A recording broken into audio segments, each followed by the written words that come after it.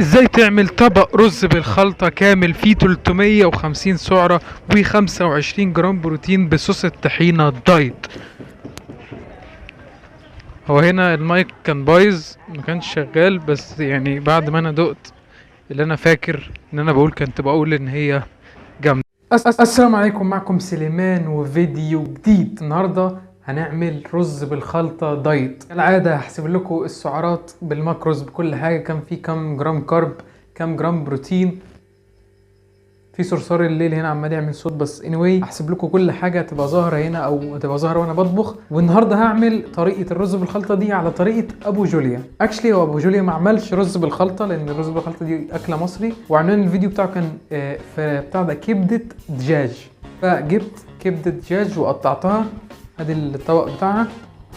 كبدة فراخ يعني غير قوانص، بالقلوب بس بتاعتها، قطعتها بس وحطيت عليها شوية ملح ورشة وعصرة ليمونة كده، وبعد كده بشرت الليمونة عشان كانت فاضل اخر عصر. الطبخة دي او الوصفة دي محتاجة بصل، فاهم يعني؟ هي اديها بصل. البصل اهو،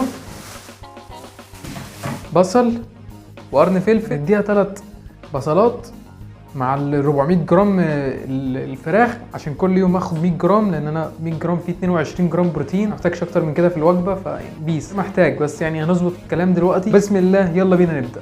نقطع البصل اول حاجه. ابو جولي قطع البصل كده زي الاقلام، معرفش ازاي، بس انا بحب اقطعه حلقات. حلقات ولا مسلسلات؟ حلقات.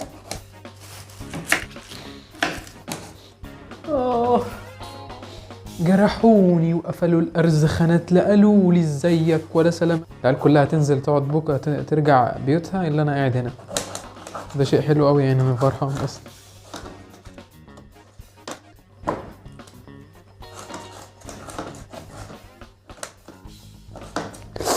فك محدش يستخدم ادوات حد يا جدعان، اطفال يعني. نبدا نسوي الكلام ده بقى. نزلنا بالطاسه الجميله ومعلقه سمنه. ما لحقتش اصور الكلام ده، بس يعني اعرف انا حطيت معلقه سمنه في الطاسه. اوكي. البصل انبوبه خفيفه، ولو فضيت هنبقى في مأزق شديد، لان انا بقالي من امتى؟ من الساعه 3 ما اكلتش، والساعه دلوقتي 11، فانا ممكن اكل الطاسه عادي يعني، اكلها هي حديد وهي فاضيه، فربنا يستر والانبوبه تكفي باذن الله. اكشلي ابو فل اسمه ايه ده؟ ابو فله مين؟ ابو جوليا. ما حطش توابل على الكبده خالص يعني، هو مجرد ما عمل الكبده زي كده ورشه، عمل عليها رشه ملح، وقعد يقول ما اجمل بساطتها ورخيصه وجميله. بس الحمد لله يعني، العبد الله فزلوكه. معايا تتبيله الفراخ التكه يعني، ملهاش اي علاقه بالكبده، بس هي التتبيله يعني عندي مفيش غير دي توابل، احط رشه كده. فسوري يا ابو جوليا. طيب بص، هي مش باينه، بس عشان ما عنديش ولا فلفل اسود ولا اي حاجه، حاسس انا لازم احط اي توابل بحيث ان هو ايه، يقضي على اي طعم زفاره. بما ان في كبده فلازم طحينه، فدلوقتي هنعمل صوص الطحانيه او الطحينه على طريقه ابو جوليا من غير فزلكه. هتبقى طحينه على ليمون ونص معلقه زبادي او نص علبه زبادي، يعني معلقتين زبادي برضو على طريقه ابو جوليا اهو، مش هتفزلك. يلا نحط كده. بسم الله. والله اول مره اعملها في حياتي، وما عنديش اي فكره هي هتطلع حلوه ولا يطلع طعمها ازاي، بس ادعوا لي على خير عشان انا جعان.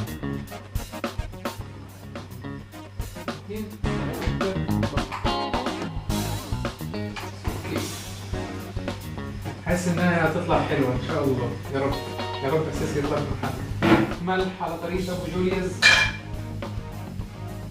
اللهم صل وسلم وبارك على سيدنا محمد. صلوا على النبي يا جماعه، صلوا على النبي.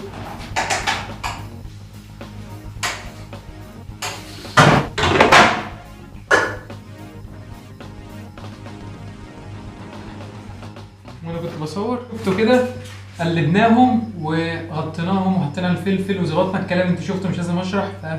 يلا نعمل صوص الطحينيه او طحينه واتيفر. ايه، عشان نعمل صوص الطحينيه هنحتاج طحينيه ميك سنس، وزبادي اي نوع، وهنحتاج عصره ليمونه. مش هسيبك من اخر عصره، والله ما هسيبك.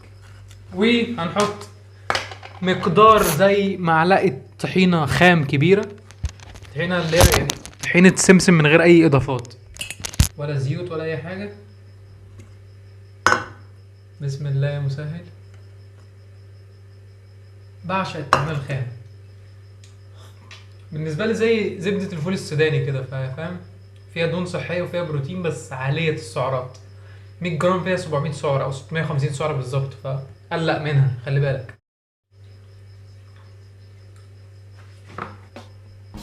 وهنقلب الميكس ده، مش ميكس، هو مجرد عصير ليمون مع طحينية دي سمسم مت سايترون. بعدها علبة الزبادي،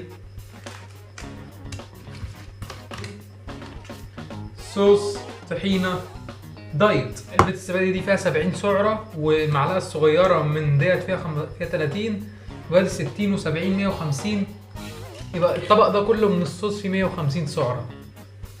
وابو جولي عملها كده بالظبط، حط عصيرة الليمون والطحينة الخام وعلبة زبادي او نص علبة زبادي.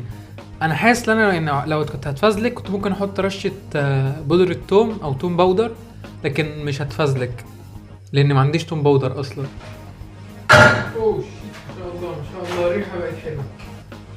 الحمد لله الحمد لله، زي طريقة ابو جولي يا جدعان، كله في السليم. اللي مطمني ان هو برضه البصل نزل ميته زي فيديو ابو جوليا. اللي شاف فيديو ابو جوليا هحطه في الديسكربشن. هي وصفة الكبدة، يا اما هيك يا اما بلاش.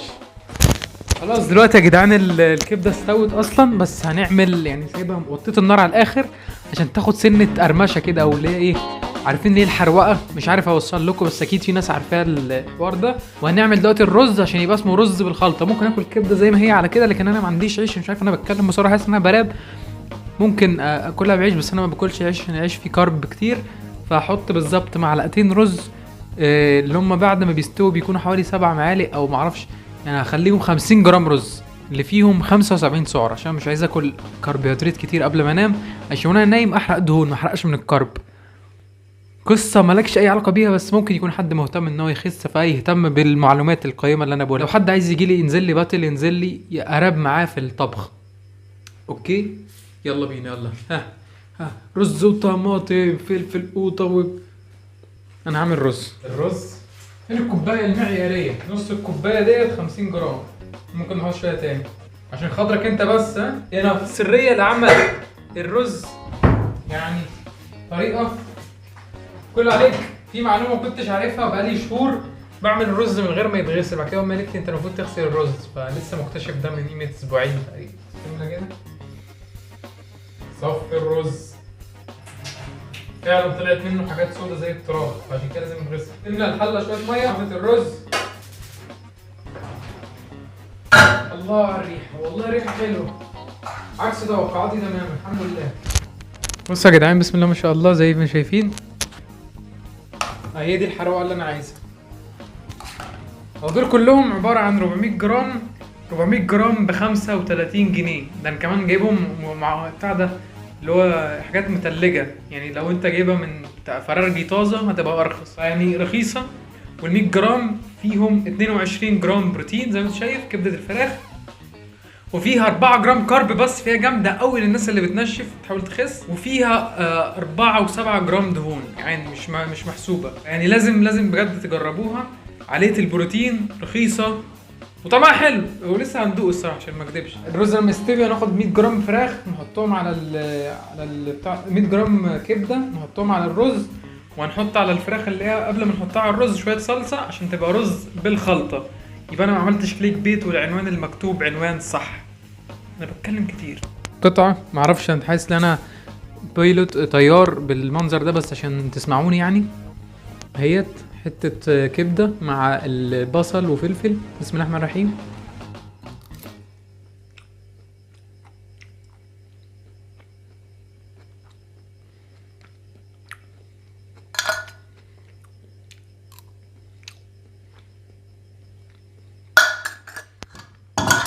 اللهم صل على سيدنا محمد.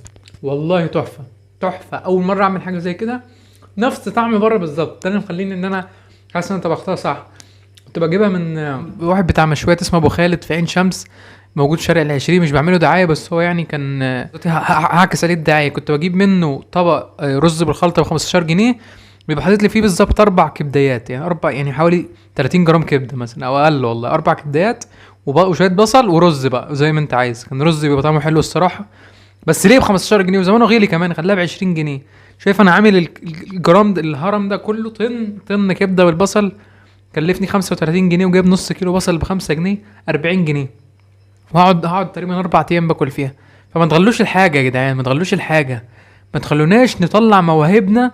يعني انا دلوقتي ممكن افتح محل تاني يوم، بكره الصبح هنزل دلوقتي هفتح محل كبده عادي جدا، وانت السبب، انت اللي خليتني اعمل كده. فرخص الحاجه عشان ما اجيش احط عليك. وانا بتحدى الشيف الشربيني، قلتها في فيديو الفول وهقولها في فيديو الكبده، بتحدى اي شيف موجود على اليوتيوب، انزل لي جوله، انزل لي باتل، وريني اخرك، هدسك. طب يا جماعه انا بصراحه مش قادر استنى الرز لما يستوي. والله ما بلغ، حاجه جامده والله، حاجه جامده. انا مبسوط جدا، مبسوط ان انا لقيت مصدر بروتين رخيص. يعني انا كنت متعود بجيب على طول صدر فراخ او كيلو صدور ب 100 جنيه، بيقعد معايا 5-6 ايام بالكتير، وكان بحس ان انا مقصر في البروتين. لكن ديت فيها